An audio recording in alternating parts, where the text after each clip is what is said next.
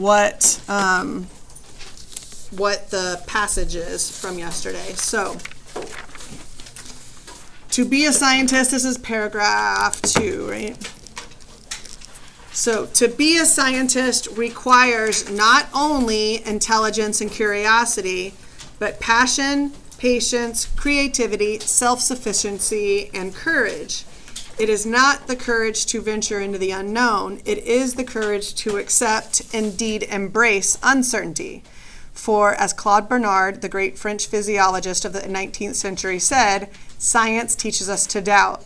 So I want to kind of walk through this like all of us together. It might save us a little. I'm going to have you kind of talk about the first two, and then we'll talk. So look at passion. We defined it yesterday as an intense desire or enthusiasm. So talk with your partner real quick. What are the implications? What is it that Barry is implying about scientists through this process? You got like 1 minute. Talk to your partner. Ready, set, go.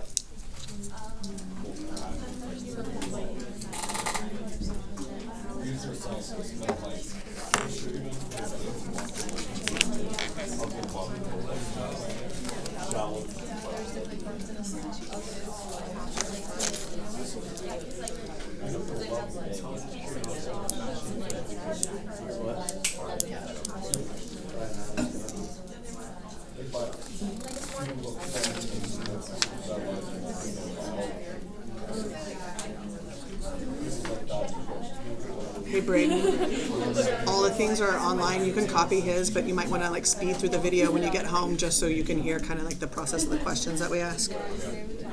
And those should be up.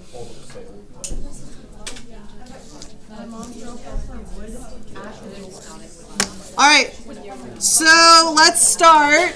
Talk to me about what is the implication of the word passion. Y'all can't sit there and talk and then not talk to me. You gotta have passion to be able to do, like, you have to have passion to be able to do stuff in the science world, because without caring about what you're doing, you're just sitting there and just, like, doing it. Okay, so passion is really, like, the thing that is required. I agree. Like, it's required in order to really do anything. I mean, like, really do anything and be successful, right?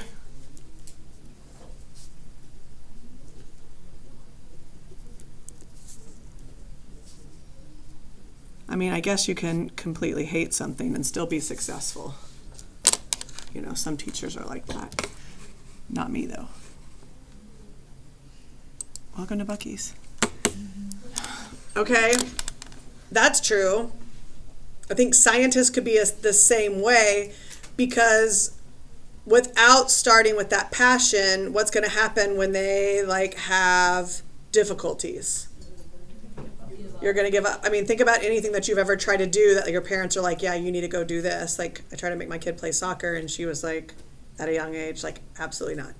We tried basketball because her dad's a basketball player, and she was like, absolutely not. And then we got to volleyball, and she's like, ooh, I like it. So you have to have that passion in order to be able to endure anything, right?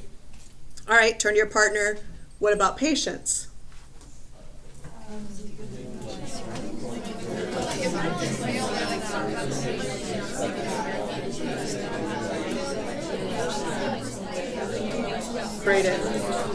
Braden, you don't have to do it now. You don't have to watch the video now. But, I mean, like, you can just copy, especially, like, where we are. The square box at the top is, like, what we're reading. So, really, you just have to read that top of the part and then just follow along with us here. And then you can go back and look at, like, what we did the last 2 days. Yeah. All right. So, tell me now, why does a scientist require patience? To endure adversities. Okay. Let's put it in realm of like science. What would be like the adversities that they might face? Failures. Okay.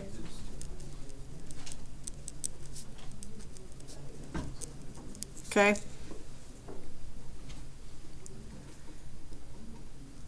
Why must a scientist be creative? Do not say thinking outside the box. That's why we define terms. What does being creative help them to do? To try new different ways, like challenge like their hypothesis. Okay, so creativity, it's where they use their original ideas. I like the idea of like to challenge their own hypothesis. I like that idea.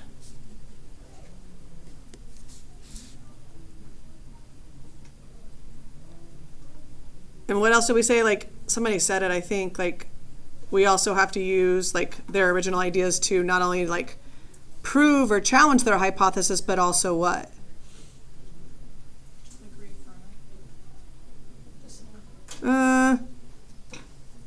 What's happening through the process? Like you as a scientist, you're like, here is my process.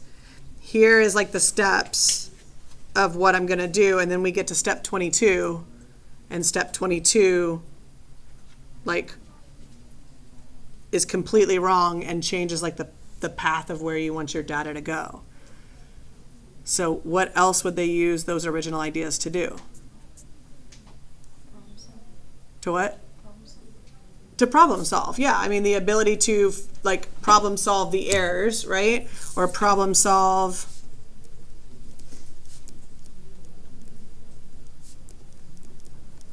like that's where we're going back to the failures, right? To problem solve points. My handwriting's terrible. I need to get a thinner pen for y'all. So points of failure.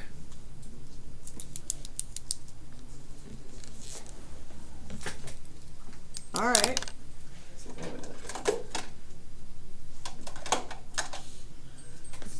All right, what about self-sufficiency? Why would a scientist, and think in terms of the epidemic that they're in, what areas of scientific research would they need to be self-sufficient? Turn to your partner and talk.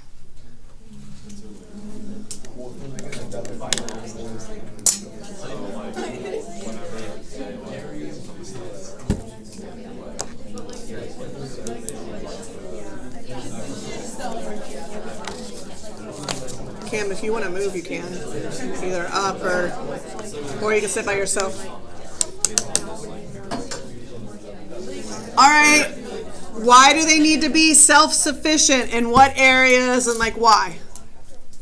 If like, since we're in an epidemic, they're on their own. So that if something breaks while they're trying to study or whatever, they need to know how to fix it. I would say that would be more of like the definition of self-sufficient within this. But I'm looking at like why would they need to be self-sufficient?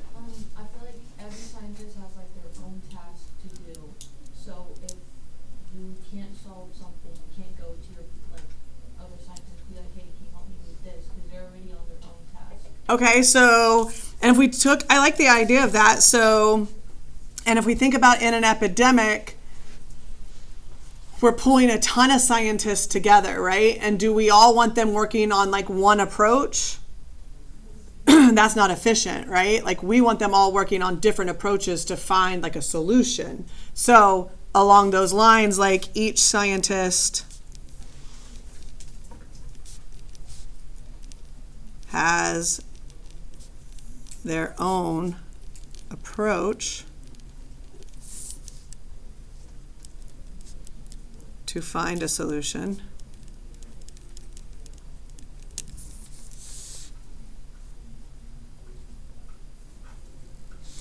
Also, when we're thinking of self-sufficient in an epidemic, we said like the epidemic got to an epidemic because we don't have what?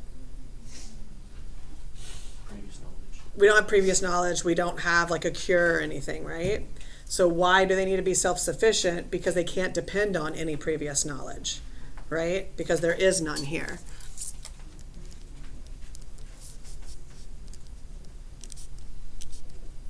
So they can't rely on past data.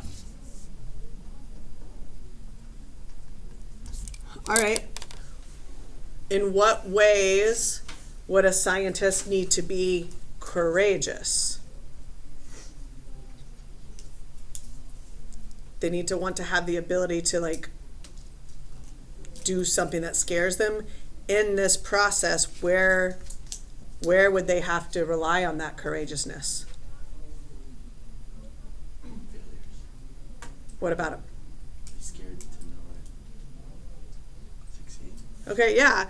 I mean, they have to be courageous to endure multiple failures.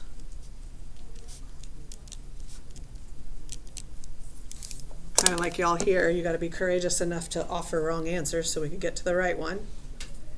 What else do they have to be courageous in through this process? I guess focusing more on the epidemic, they have to worry about getting sick. Yeah, I mean, they have to be courageous to put themselves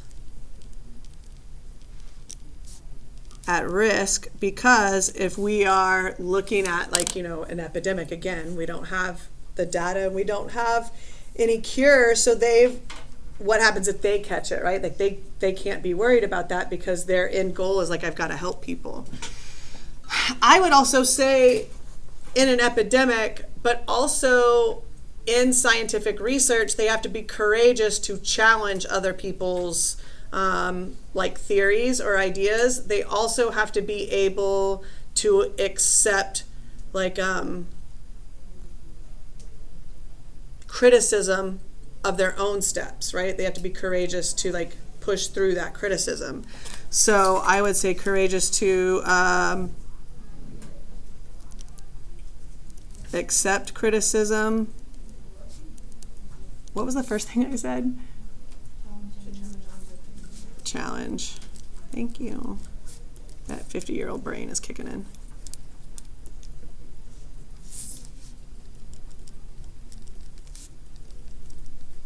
Okay.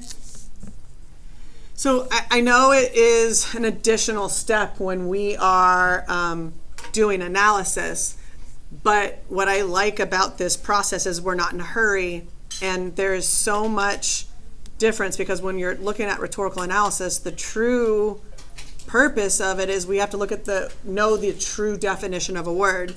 If we don't delineate the differences between these words, then they start to get all muddled together if we're making our own, right? All right, so we're looking at the list. What is the purpose of this list? One thing I want to look at is Barry starts with scientists cannot just be intelligent and curious. That's the start, right?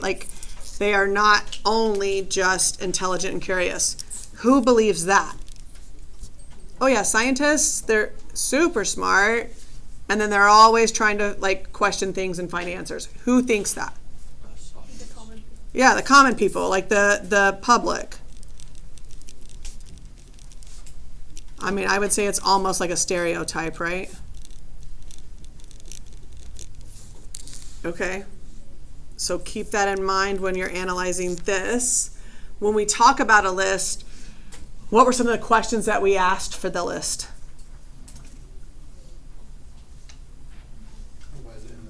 Why is it in that order? It's one of the main ones, right? We already know what the individual things are implying. Now, why is it in that order? All right, talk to your partner, find the answer to why is it in this order, and then also look at if this is public opinion, what does this actually do for that public opinion? So talked about that answer. You got 1 minute. Go.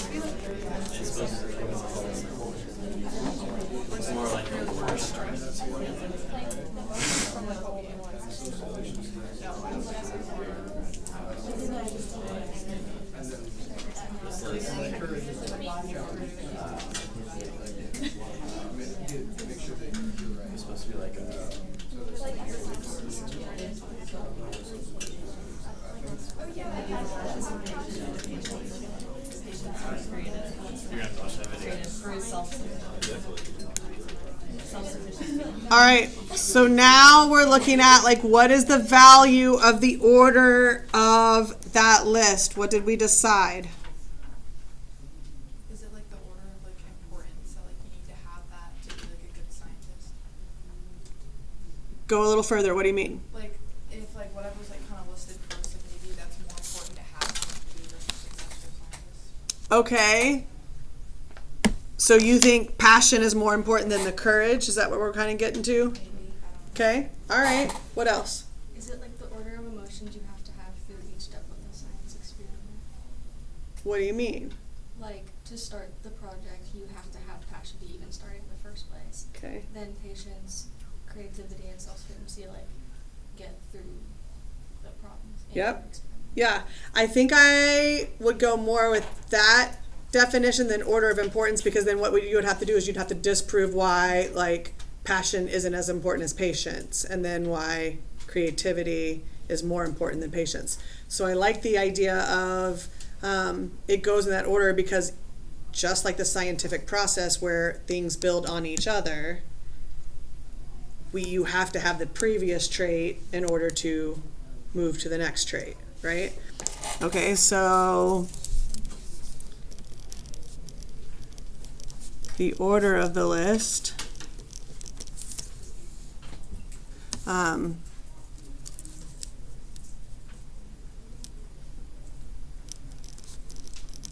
is valuable because just like in scientific research, where each step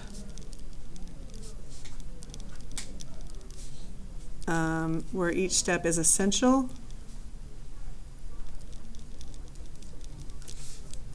to move forward, each trait is required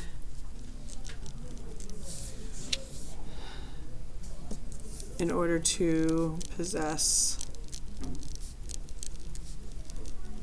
the next. The only thing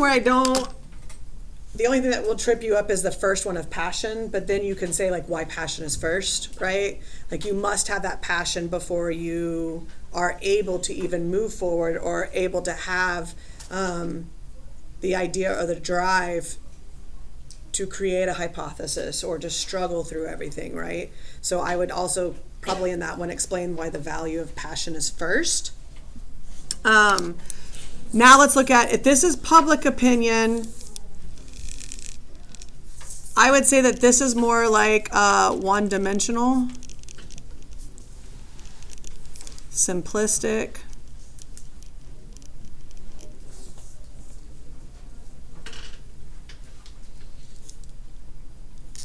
so what is the difference with the list compared to, or contrasting? I don't think it's really contrasting. It's furthering the idea of intelligent and curious.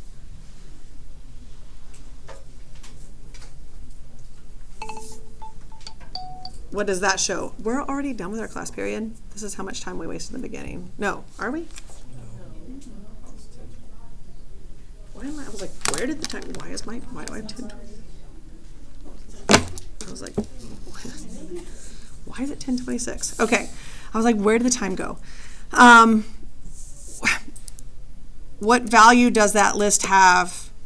What does it bring to the idea of intelligent and curious? Talk to your partner real quick. What? What does it have? Like the versus of intelligent curious.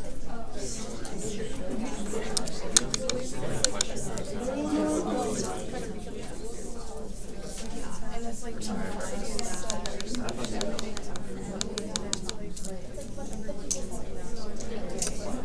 All right, what value does it bring to like the previous two things? Y'all can't do that. Y'all can't talk and then just stare at me blankly. Y'all, oh, Henry, because he just constantly bails y'all out. Okay, give me one. It kind of goes from a simplistic idea of public opinion, what everyone thinks, to what it actually is. So this creates like more complexity and like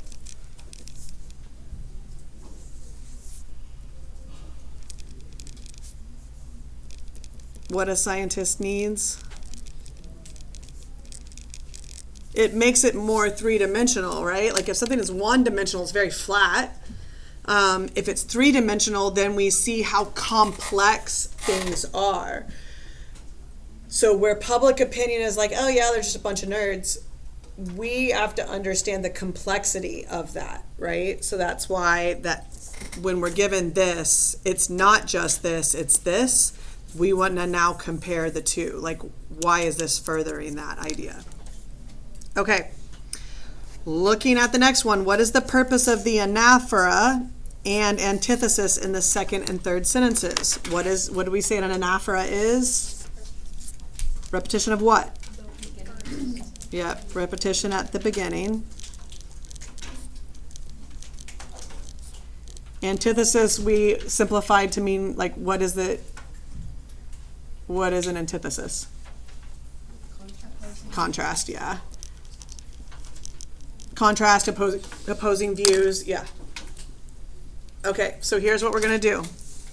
I need you to box the anaphora, circle the antithesis. That bell always cracks me up. All right, talk with your partner. Find the anaphora first, and then find the antithesis.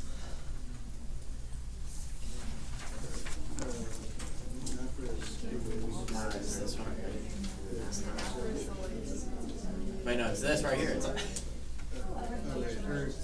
this box.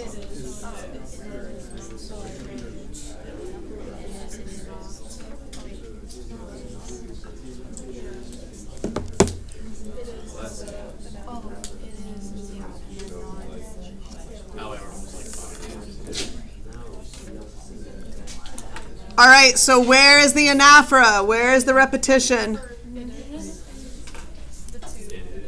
It is, and it is. And then what? The not following the first. Yep, so then the antithesis or the contrast is it is not with it is.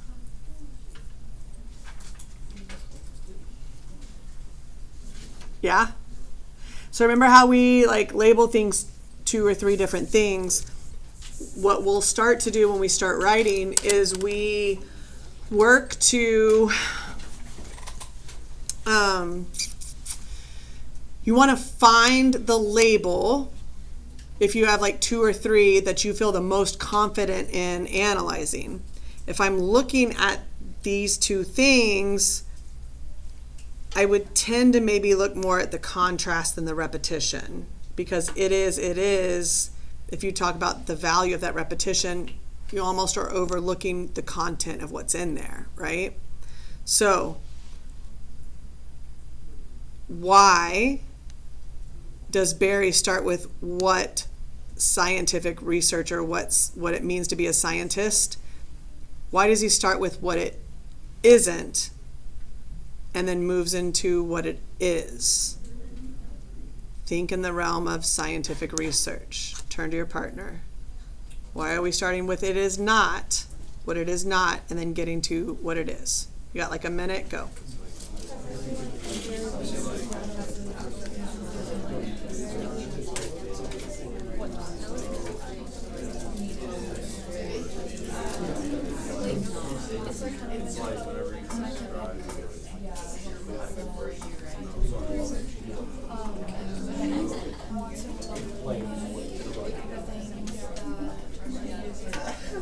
I just realized, I look at you and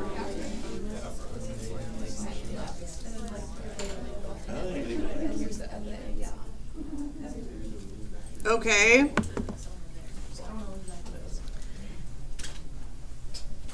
Why start with what scientists are not?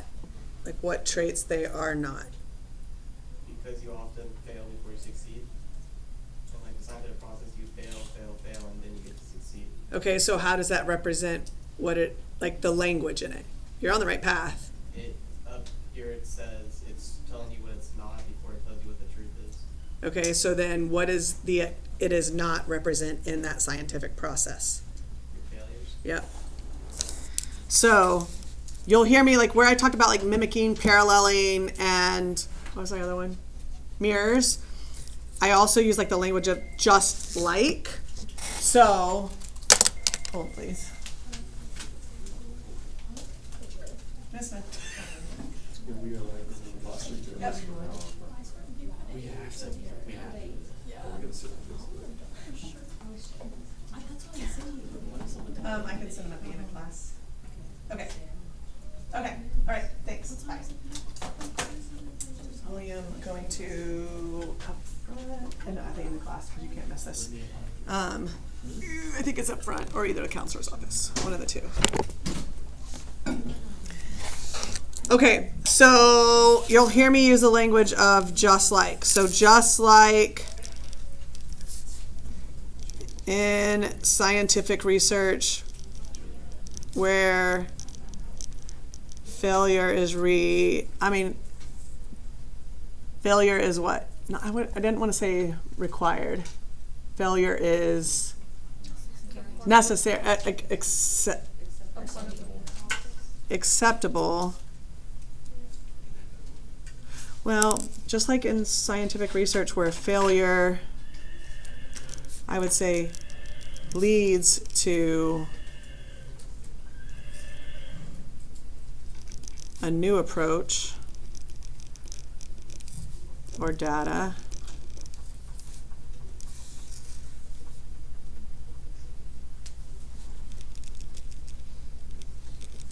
Barry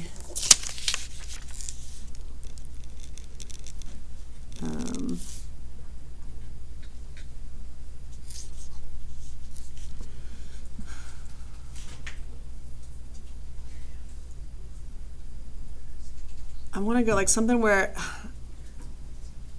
because it is not to it is when we're talking about the language in there, it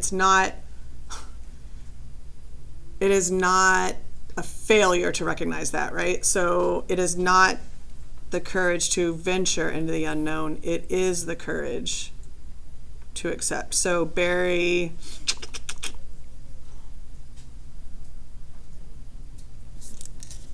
suggests, I mean, I would say like it goes back to the idea of like complexity again.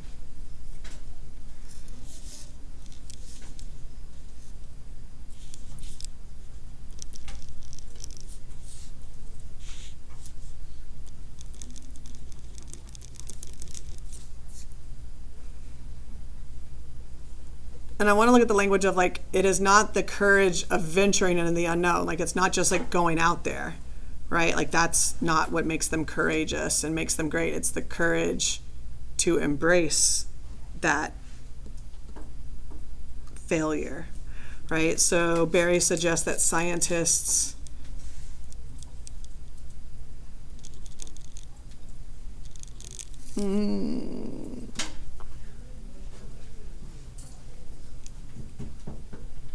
how do we say that? Just like in scientific research where failure leads to new approaches in data, Barry suggests that scientists, what?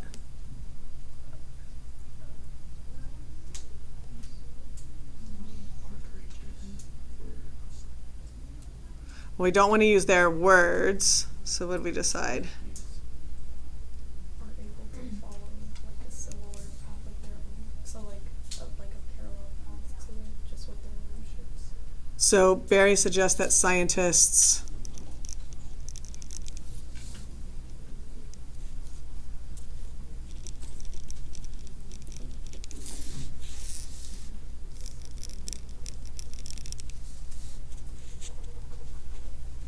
follow a similar process in their own evolution. All right. All right, now I need like 3 of y'all to have whoever has their computers out, because I need accept, indeed, and embrace defined.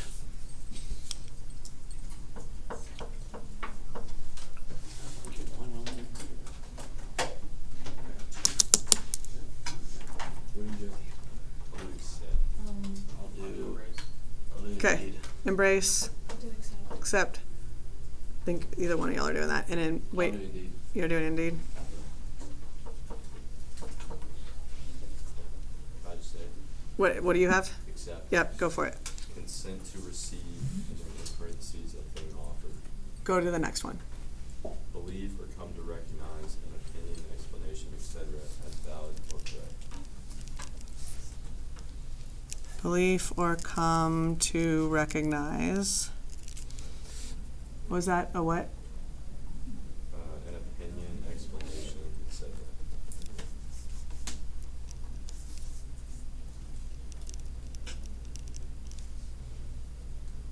One more time. Opinion. Explanation, etc. Okay. A belief or coming to recognize an opinion, explanation. What else? Okay. Indeed or embrace. Indeed. Okay. Use to emphasize a statement or response confirming something already suggested. Okay, go to the next one. Use to introduce a further and stronger or more surprising point. Intros.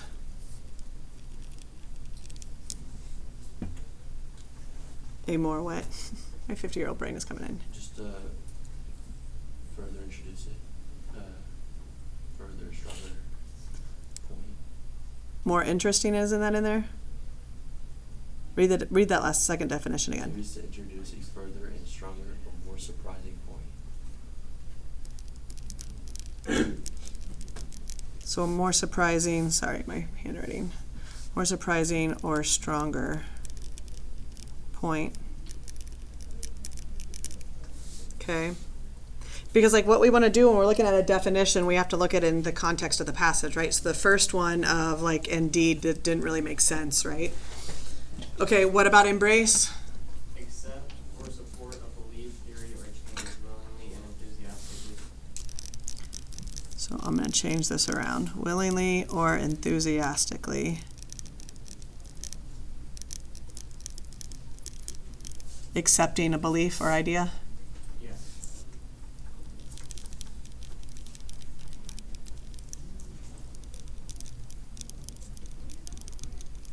So this is why we look up words, because again, if we don't, then accept and embrace are getting muddled. So remember when we talked about like active and passive voice with Bush, and where passive voice is where the subject is like being acted upon, they really have no ability to do anything, right? And active voice is where the subject is doing the action because they choose to do that action. So out of the two, accepting and embracing, which one is more active? Embracing. So this is active, where accepted down in the bottom where the question is. Accepted is passive. So when we look at the idea of offsetting with a dash, so I know I've told us to kind of stay away from a dash, right? So there's a difference in just having one dash, like part of a sentence, and then one dash, and then the rest of it. That's not offsetting. When you offset it, you have dashes on either side. So there's something that starts it, something in the middle, and then another dash on the outside. So if we're looking at this idea of indeed accepting, indeed embracing, where we're looking at like a stronger point, what is the value of showing we're not accepting things, we're embracing things, right? So we all just accepted the 10-minute earlier start time. Weirdos embraced it. The rest of us just accepted it because there was really nothing that we can do, right? Did I call you a weirdo? You might take offense to that. No. Okay. So what is it that he is suggesting with accepting and embracing? What is that actually doing? The offset. What is it actually doing to the word accept? Making it stronger.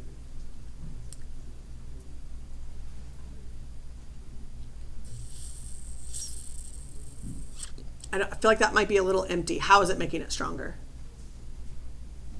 When you just accept something, you like take it as it is, whereas when you embrace it, you take it and then you're like, okay, what do I need to do now? Yep. Summary. And how can I be better? So why is he replacing the word accept? What is he actually doing?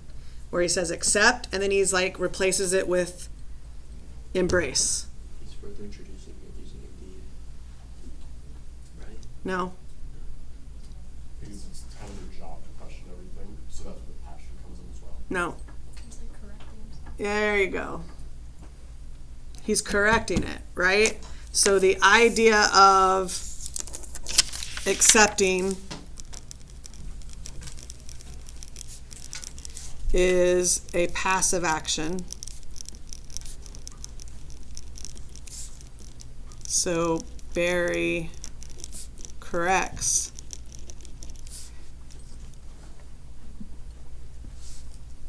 I don't necessarily know if it's his, but corrects the perception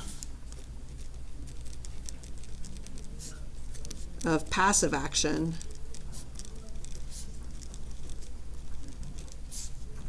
and redefines it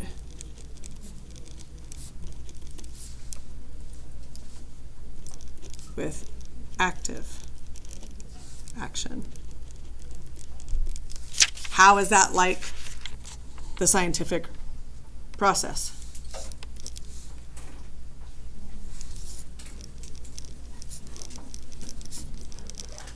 Just like how in scientific research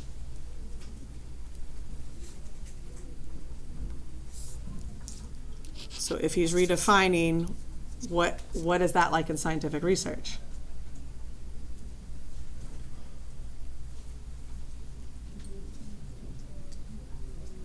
We're not accepting, we're embracing Is it. it like when you fail and then you like if you accept failure you just quit, but if you embrace it then you can take what you learned and do better. Okay, so how is that in scientific research? Where do we see that in the process? Do what? Trial and error. Yeah, I mean, it's the trial and error, right? So just like in scientific research, how there is trial and error.